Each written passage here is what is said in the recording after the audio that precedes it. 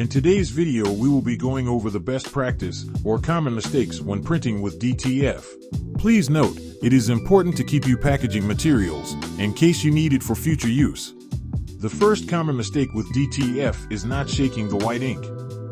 Before putting ink in your printer you will need to shake the white ink because white ink has titanium dioxide which separates when at rest.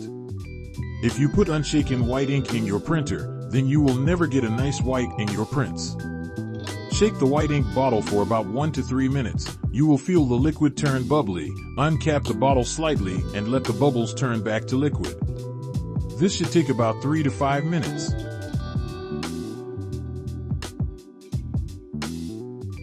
Another best practice is to make sure that your printer is positioned correctly. Your printer needs to have a clearance of at least 2 feet from the back. This is to allow you to have space to make adjustments to your film or printer. Make sure that the front of your printer is close enough to the edge that the film will smoothly feed out. If the printer is too close to the table, the film will bunch up causing a head strike. A head strike is when an unwanted object makes contact with your printhead. Head strikes scratch and damage the printhead, so we need to make sure to avoid head strikes. With the Prestige A4 we avoid head strikes by first loosening the guides, so that the film moves freely between the guides. The guides help by keeping the film low and not raise.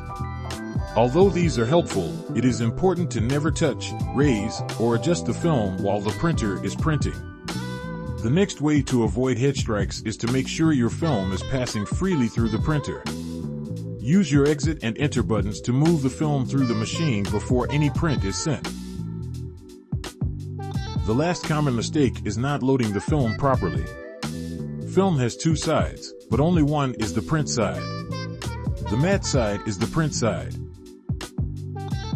With a roll you can tell because the outside is the print side, so always load the film over, not under. Another incorrect way to load your film is by not loading it straight or centered. When loading with a roll or sheet you need to ensure that the film is centered on the printer and making sure you have a similar gap on both sides.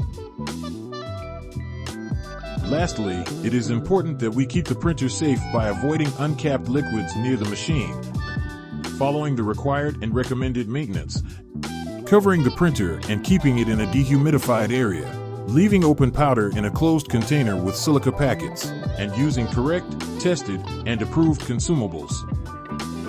That is it for today's video.